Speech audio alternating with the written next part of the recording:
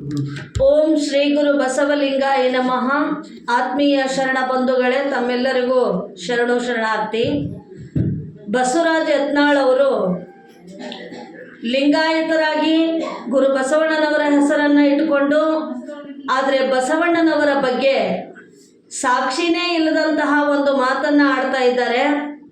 ಬಸವಣ್ಣನವರು ಹೊಳೆ ಹಾರಿ ಸತ್ರು ಅನ್ನೋದನ್ನು ಹೇಳ್ತಾ ಇದ್ದಾರೆ. ದಯವಿಟ್ಟು ಆ ಮಾತನ್ನು ಅವರು ಹಿಂದಕ್ಕೆ ತಕ್ಕೊಳ್ಬೇಕು. ಯಾಕೆಂತಂದರೆ ಗುರು ಬಸವಣ್ಣನವರು ಹೊಳೆ ಹಾರಿಯುವಷ್ಟು ಹೇಡಿಗಳಾಗಿರಲಿಲ್ಲ. ಬಸವಣ್ಣನವರು ಆದರು ಅನ್ನೋದಕ್ಕೆ ಸ್ವತಃ ಬಸವಣ್ಣನವರೇ ಬರೆದಿರುವಂತಹ ವಚನಗಳ ಸಾಕ್ಷಿ ಇವೆ. ಭಕ್ತಿ ಎಂಬ ಪೃಥ್ವಿಯ ಮೇಲೆ ಗುರುವೆಂಬ ಬೀಜವನ್ನು ಕೂರಿಸಿ, ಲಿಂಗವೆಂಬ ಎಲೆ ಆಯಿತು, ವಿಚಾರವೆಂಬ ಹೂವಾಯಿತು, ಆಚಾರವೆಂಬ ಕಾಯ ಆಯಿತು, ನಿಷ್ಪತ್ತಿ ಎಂಬ ಹಣ್ಣಾಯಿತು. ನಿಷ್ಪತ್ತಿ ಎಂಬ ಹಣ್ಣು ತಾನು ತೊಟ್ಟು ಕಳಚಿ ಬೀಳುವಲ್ಲಿ ಲಿಂಗದೇವರು ತನಗೆ ಬೇಕೆಂದು ಎತ್ತಿಕೊಂಡರು ಎನ್ನುವಂತಹ ವಚನ ಆಗಲಿ. ಅಯ್ಯ, ಹಿಂದೆ ನಾನು ಮಾಡಿದ ಮೆರಹಿಂದ ಬಂದೀನಿ ಭವದಲ್ಲಿ, ನಿಮ್ಮ ಲೀಲೆ ನಿಮ್ಮ ವಿನೋದ ಸೂತ್ರದಿಂದ ಲಕ್ಷದ ಮೇಲೆ 96,000 ಗೀತಗಳ ಆಡಿ ಹಾಡಿ ಆ ದಾಸೋಹವೆಂಬ ಮಹಾಗಣ ಸಂಕುಳಗಳನ್ನು ನಿರಿಸಿ ನಿಮ್ಮ ಭಕ್ತಿಯ ಘನವ ನೀವೇ ಮೆರೆಯಲೆಂದು ಪರವಾಗಿ ಬಿಜ್ಜಳನ ತಂದೊಡ್ಡಿ ಎನ್ನನ್ನು ಅವನೊಡನೆ ಹೋರಿ 360 ಸತ್ತ ಪ್ರಾಣವನ್ನೆತ್ತಿಸಿ 36 ಕೊಂಡೆಯವಾಗೆಲಿಸಿ 88 ಪವಾಡಗಳ ಕೊಂಡಾಡಿ ಮತ್ತೆ ಲೋಕದ ಮಹಾಗಣಗಳ ಒಪ್ಪುದ ನಿಕ್ಕಿಯನ್ನು ಸಲಹಿದಿರಿ.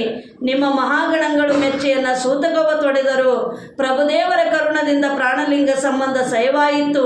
ನೀವು ಕಳಿಸಿದ ಬೆಸನು ಸಂದಿತ್ತು, ಉಘೆ ಇನ್ನು ಕೂಡಿಕೊಳ್ಳ ಲಿಂಗದೇವ ಎನ್ನುವಂತಹ ವಚನ. ಹೀಗೆ ಸ್ವತಃ ಗುರು ಬಸವಣ್ಣನವರೇ ಹೇಳಿದ್ದಾರೆ.